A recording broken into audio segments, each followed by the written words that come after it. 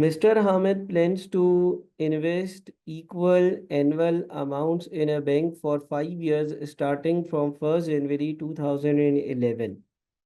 Mister Hamid एक बंदा है, उसने 1 जनवरी 2011 वाले दिन बैंक में कुछ पैसे जमा करे। 1 जनवरी 2012 वाले दिन बैंक में कुछ जमा करे। 1 जनवरी 13 वाले दिन बैंक में कुछ पैसे जमा करे। 1 जनवरी 14 वाले दिन बैंक में कुछ पैसे जमा करे। 1 जनवरी 15 वाले दिन कुछ पैसे बैंक में जमा करे। ठीक है। Mr. Hamid plans to invest equal annual amounts in a bank for 5 years starting from 1st January 2011 in order to have the following amounts available with him. क्यों जमा करे? इसलिए जमा करे ताकि उसके लिए ये जो ज़रूरियात हैं ये पूरी हो जाए। क्या ज़रूरियात थी? क्या 1 जनवरी 2016 को कोई ज़रूरियात? नहीं। 1 जनवरी 2017 को कोई ज़रूरत? नहीं। 1 जनवरी 2018 को 1 मिलियन रुपयों की ज़रूरत थी इसको। Education expenses of his son consisting of 4 annual payments of rupees 240,000 commencing from 1st January 2019 और इसके अलावा 1 जनवरी 2019 वाले दिन 2,40,000 रुपये।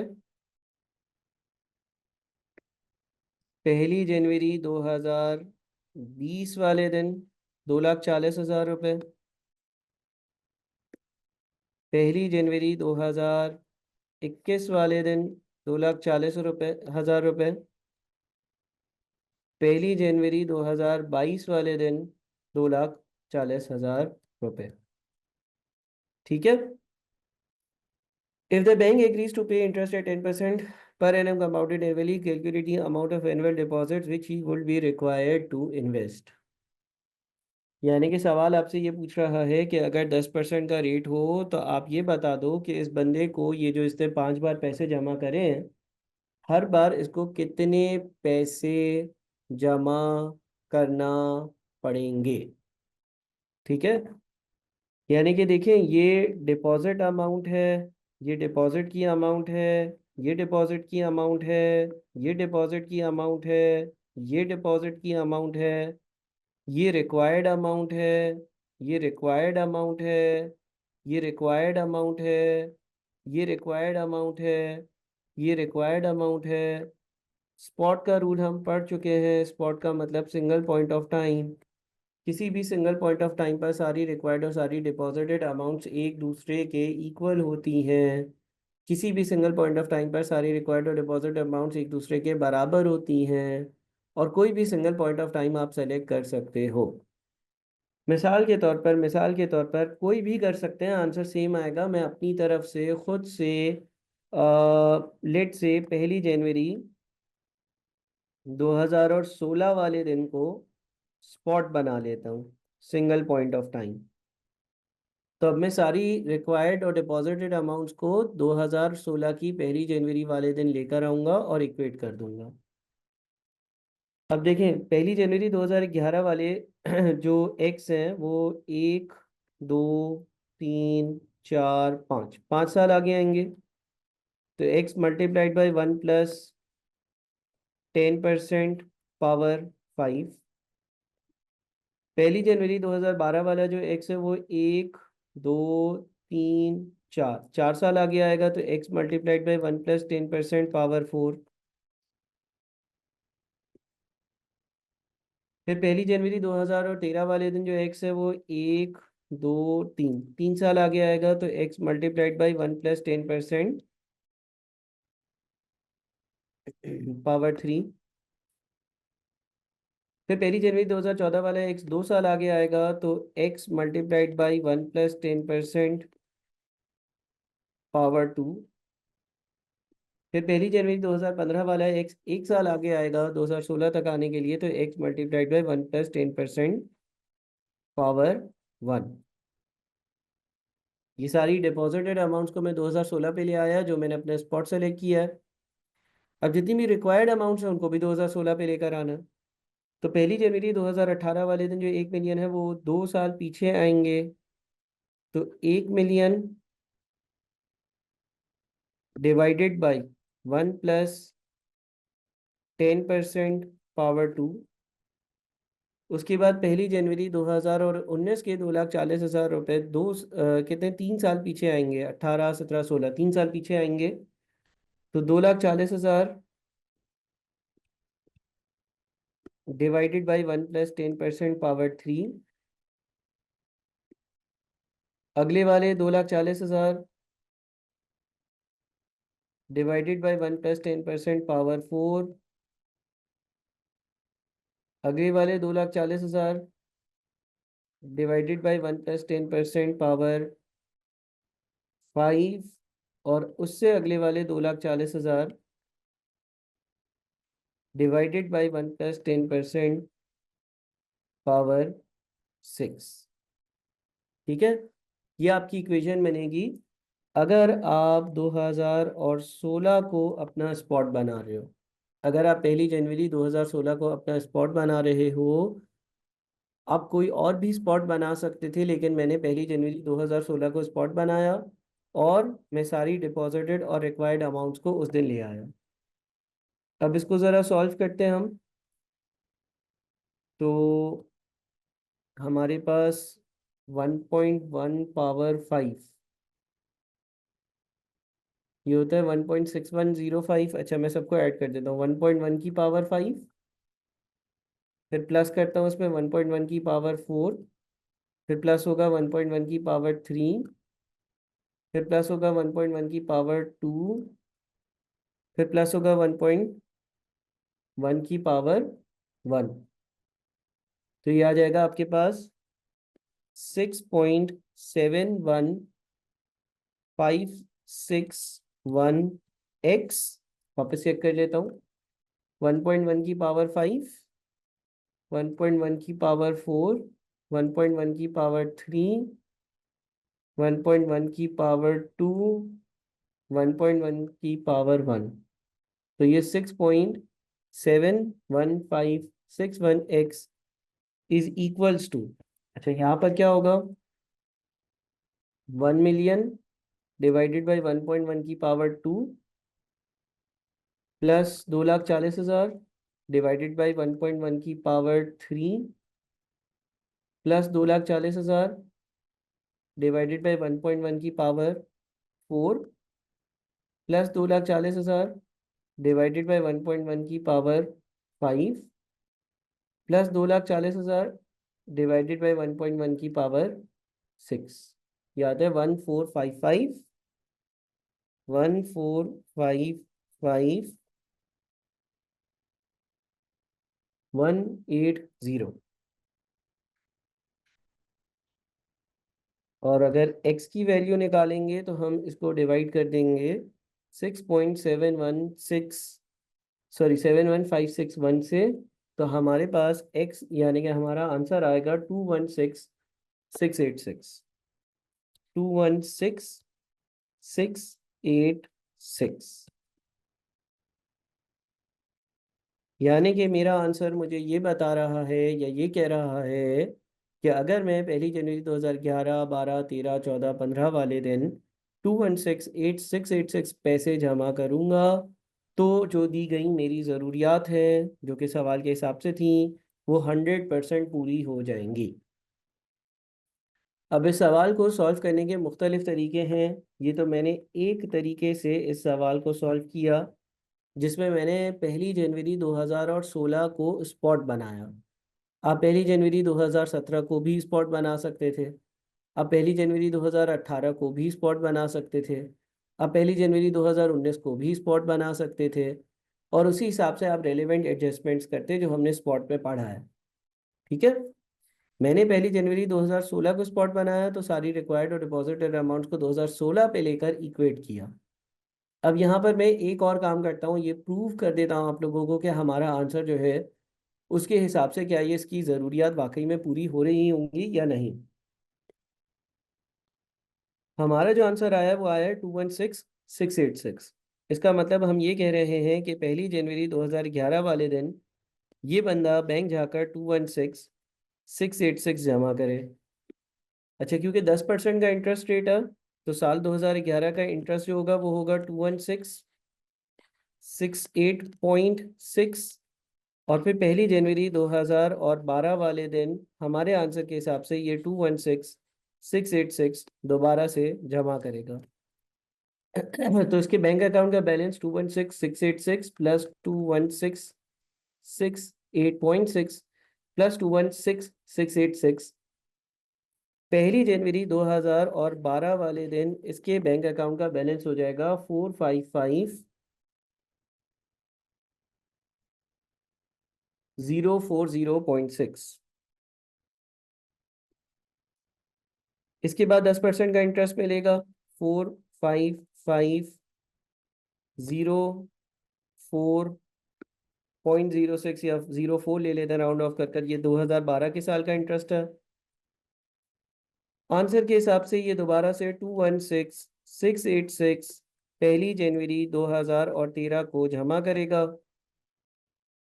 ठीक है, तो ये इसमें हमने 455,040 को ऐड किया और 216,686 को ऐड किया, ये बन गया 71723.0.6। फिर हमें ये हमारा बैलेंस है 1 जनवरी 2013 का। इस बैलेंस पर हमें 2013 के साल का इंटरेस्ट मिलेगा जो कि 71723 होगा। फिर 1 जनवरी 2014 वाले दिन हमारे आंसर के हिसाब से 216,686 अकाउंट में जमा किए जाएंगे। ठीक है, तो ये कितने हो जाएंगे? 71723 प्लस 216,686, ये हो जाते हैं 100,5,639.6।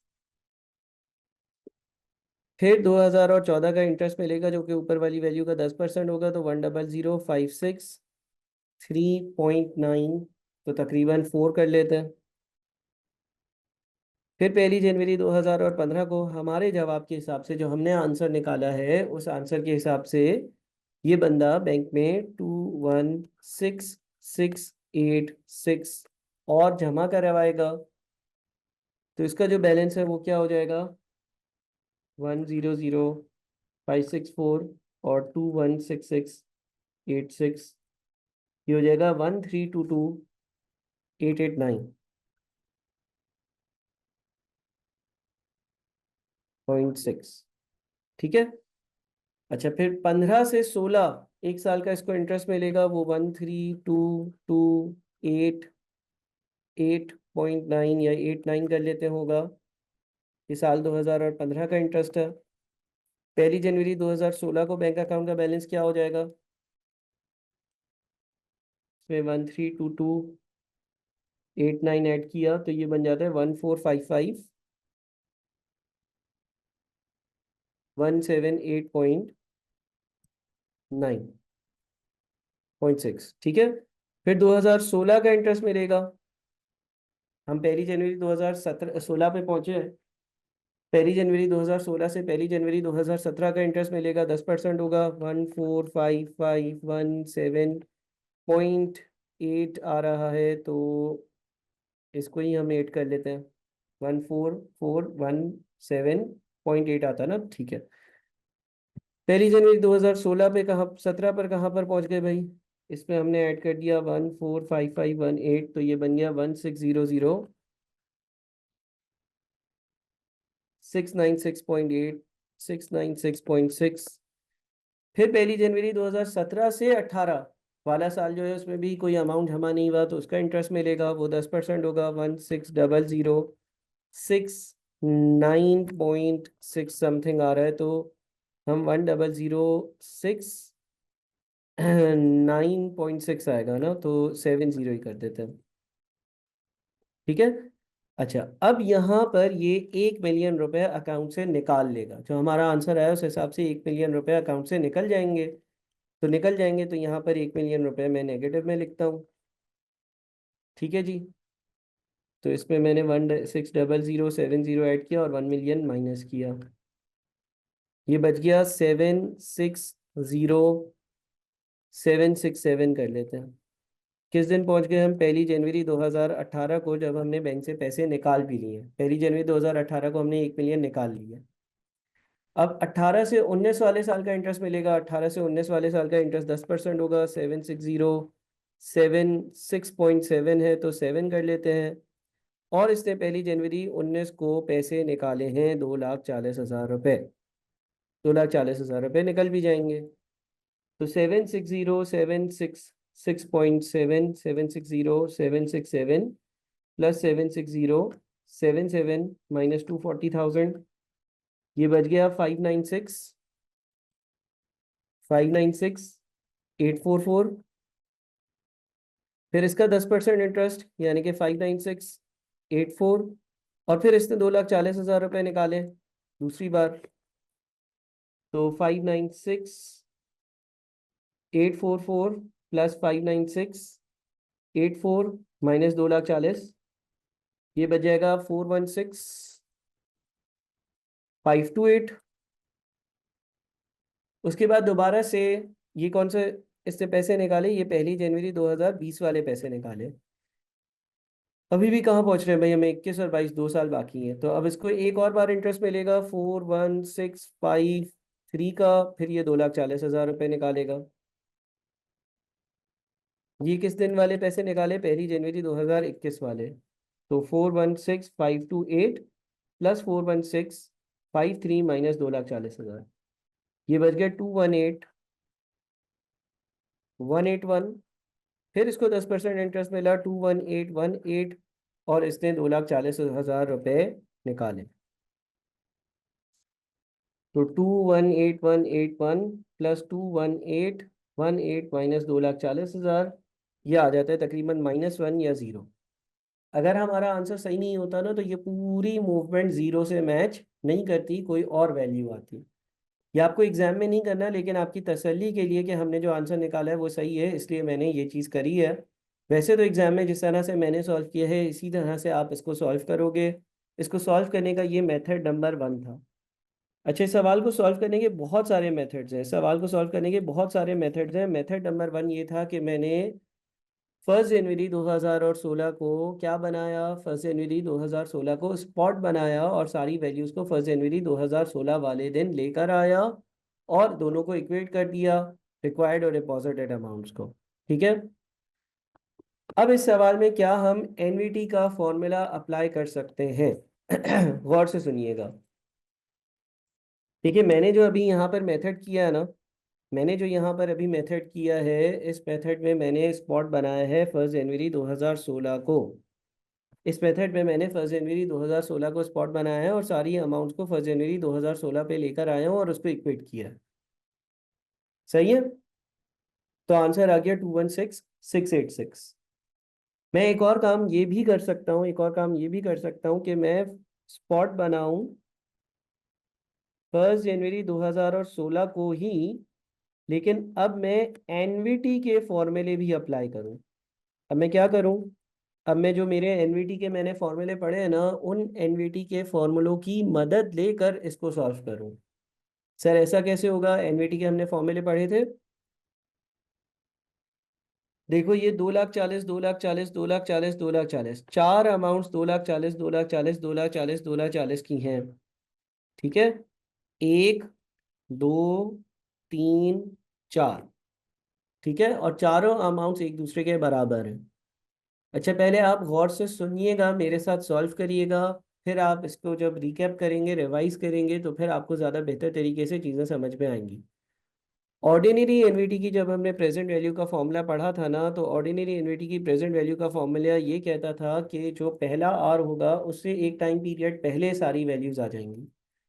तो मैं इन चारों पर ऑर्डिनरी एनवीटी की प्रेजेंट वैल्यू का फॉर्मूला लेकर आता हूँ। वो वैल्यूज 1 जनवरी 2018 को पहुंच जाएंगी। अगर मैं 19 20 21 और 22, 19 20 21 और 22 की जो चार वैल्यूज हैं उस पर ऑर्डिनरी एनवीटी की प्रेजेंट वैल्यू वाला फॉर्मूला लगाऊंगा, तो ये 240 240 वाला अमाउंट 1 जनवरी 2018 को पहुंच जाएगा। पहली जनवरी 2018 को पहले से ही यहाँ पर 1 मिलियन पड़ा हुआ है, वो इसमें ऐड करूंगा। जो टोटल अमाउंट आएगी उसको मैं 16 पे पहुंचाने के लिए 2 साल डिस्काउंट कर दूंगा। ठीक है। देखो स्पॉट पे हमें जो चीज़ मालूम है ना, वो ये मालूम है कि किसी भी सिंगल पॉइंट ऑफ टाइम पर सारी रिक्वायर्ड और डिपॉजिटेड अमाउंट्स एक दूसरे की इक्वल होती हैं। मैं पहले रिक्वायर्ड अमाउंट्स की वर्किंग करता हूँ। ऑर्डिनरी एनवीटी की प्रेजेंट वैल्यू का फॉर्मूला लगाता हूँ, P is equals to R multiplied by 1 - 1 plus I power -n upon I। जो 240 वाली अमाउंट थी उस पर मैंने ऑर्डिनरी एनवीटी की प्रेजेंट वैल्यू वाला फॉर्मूला लगाया। मैं किसकी ऑल्टरनेटिव वर्किंग कर रहा हूँ? ये जो हमने यहाँ पर इस तरह से वर्किंग करी थी ना, ये जो हमने इस तरह से वर्किंग करी थी, इसको करने का दूसरा तरीका, यानी कि ये आंसर निकालने का एक दूसरा तरीका कर रहा हूँ। तो मैंने ऑर्डिनरी एनवीटी की प्रेजेंट वैल्यू का फॉर्मूला लगाया इन चारों अमाउंट्स पर। ऑर्डिनरी एनवीटी की प्रेजेंट वैल्यू का जब फॉर्मूला लगाते हैं तो ये अमाउंट एक टाइम पीरियड पहले पहुंचती हैं। ठीक है जी। इसका क्या आंसर आता है? 1.1 की power -4, 1 minus answer divided by 0.1 into 2,40,000। ये आ जाता है 760,767। लेकिन हमने स्पॉट बनाया था 2016 को, हम 2016 पर अभी नहीं पहुंचे हैं। ये 240 वाली अमाउंट 2018 पर आई है। 2018 पर ऑलरेडी 1 मिलियन रुपए की अमाउंट भी है, वो इसमें ऐड करी तो ये टोटल हो जाता है 1,760,767। और फिर इसको 16 पे लेकर आने के लिए मैंने 1,760,767 को 2 साल पीछे लेकर जाना है, तो मैंने 1 + 10% पावर 2 से इसको फर्दर डिवाइड किया। 1,760,767 डिवाइडेड बाई 1.1 की पावर 2, ये आता है 1,455,179। 1,455,179। आप देख रहे हो सिर्फ 1 रुपये का राउंडिंग ऑफ की वजह से फर्क है, लेकिन यही वाला आंसर ऐसे भी निकाल सकते हैं। अब ये चीज़ आपको आनी चाहिए कि आप एक ही सवाल को सिंपल तरीके से कैसे सॉल्व कर सकते हैं, उसके बाद उस ही सवाल में एनवीटी कैसे अप्लाई कर सकते हैं। तो आप देखें एनवीटी के बगैर भी हमारे ये आंसर आ रहा था और एनवीटी के साथ भी हमने यही आंसर निकाल लिया, जो कि हमारी रिक्वायर्ड अमाउंट थी 2016 को स्पॉट बनाकर। अच्छा, दूसरी चीज़ यहाँ पर भी तो मैं एनवीटी लगा सकता हूँ। ये सारी अमाउंट जो थी, जो ये पैसा बंदा जमा कर रहा था हर रोज सेम अमाउंट जमा कर रहा था, यानी कि एनवीटी थी। एनवीटी ड्यू की फ्यूचर वैल्यू, एनवीटी ड्यू की फ्यूचर वैल्यू, एनवीटी ड्यू की फ्यूचर वैल्यू का अगर फॉर्मूला लगाऊंगा तो वो ये कहता था कि जहाँ पर आखिरी वाला आर है या जहाँ पर आखिरी वाली अमाउंट है, वैल्यूज उसके एक टाइम पीरियड बाद आएंगी। तो मैं इस पर एनवीटी ड्यू की फ्यूचर वैल्यू का फॉर्मूला अगर लगा दूं डिपॉजिट्स पर, तो वो होगा x multiplied by 1 + 10% power 5, 5 deposits थे, -1 divided by 10% multiplied by 1 + 10%। Ordinary annuity की फ्यूचर वैल्यू का फॉर्मूला नहीं लगाया, एनवीटी ड्यू की फ्यूचर वैल्यू का फॉर्मूला लगाया है। अगर आप दोनों को कंपेयर करोगे तो ऑर्डिनरी एनवीटी की फ्यूचर वैल्यू के फॉर्मूले में फ्यूचर वैल्यू आखिरी आर वाले दिन आती थी, और एनवीटी ड्यू की फ्यूचर वैल्यू वाले केस में जो वैल्यू आती थी फ्यूचर वैल्यू, वो आखिरी आर के एक टाइम पीरियड बाद आती थी। तो ये आपके पास 1.1 की power 5 -1 divided by 0.1 multiplied by 1.1, यह आ जाता है 6.71561 आर, सॉरी एक्स। आप देखें कि ऊपर जो हमने आंसर निकाला था 6.71561 एक्स, जो कि हमने 1, 2, 3, 4 और 5 वर्किंग्स कर कर निकाला था, वही आंसर यहाँ पर डायरेक्टली आ रहा है। अब इन दोनों को इक्वेट कर देंगे, यानी कि 6.71561 एक्स इज इक्वल्स टू 1,455,179, और x की वैल्यू जो है वो आ जाएगी 1,455,179 डिवाइडेड बाई 6.71561, यानी कि 216,686, 216,686। सेम आंसर आ रहा है। ठीक है, तो इस तरीके से भी आपका आंसर जो आ रहा है वो सेम आ रहा है, सही आ रहा है। इसका मतलब ये हो गया कि एक ही सवाल को करने के एक से ज्यादा बहुत सारे पॉसिबल तरीके होते हैं। अच्छा, अब जो यहाँ पर हमने जो ये सवाल सॉल्व करा है, ये सवाल की वीडियो आपको दोबारा देखनी पड़ेगी, और देखने से पहले आपका एनवीटी एनवीटी के फॉर्मूले की लॉजिक आपको पता हो। इस सवाल को सॉल्व करने में मुझे काफ़ी टाइम लगा, लेकिन मैंने इसको एक नॉर्मल तरीके से भी किया, फिर एनवीटी वाले तरीके से भी किया, और फिर मैंने ये प्रूव भी किया कि हमारा आंसर जो आ रहा है वो सही आ रहा है, अदरवाइज यहाँ पर एंड में ज़ीरो नहीं आता। तो अब आप लोगों से यही रिक्वेस्ट है कि आप इसको दोबारा से, इस सवाल को अपने पास सॉल्व करेंगे, देखेंगे, सुनेंगे, समझेंगे, और फिर जो है वो मुझे बताएंगे अगर कोई मसला होगा तो। ठीक है जी। अब बताएं, किसी को कोई बात करनी है, कोई क्वेश्चन है? यहाँ पर मैं क्लास को ऑफ करता हूँ। ठीक है, यहाँ पर मैं क्लास को ऑफ करता हूँ। हाँ, स्क्रॉल डाउन में कर देता हूँ। यहाँ पर मैं क्लास को ऑफ करता हूँ। आपने इस स्पेसिफिक सेशन की रिकॉर्डिंग को ज़रूर देखना है, और ये जो सवाल मैंने सॉल्व करवाया है, इस सवाल को अच्छे से ज़रूर सॉल्व करना है दोबारा से। ठीक है जी, चलो मैं क्लास को एंड कर रहा हूँ। आप लोग इसी सवाल की रिकॉर्डिंग को काइंडली अच्छे से दोबारा देखकर आइएगा नेक्स्ट क्लास में, और ग्रुप पर एक्टिव रहिएगा। ग्रुप पर मैं ओवर द वीकेंड बहुत सारी चीज़ें ड्रॉप करने वाला हूँ, वो आप लोगों के काम आएंगी। अल्लाह हाफिज़।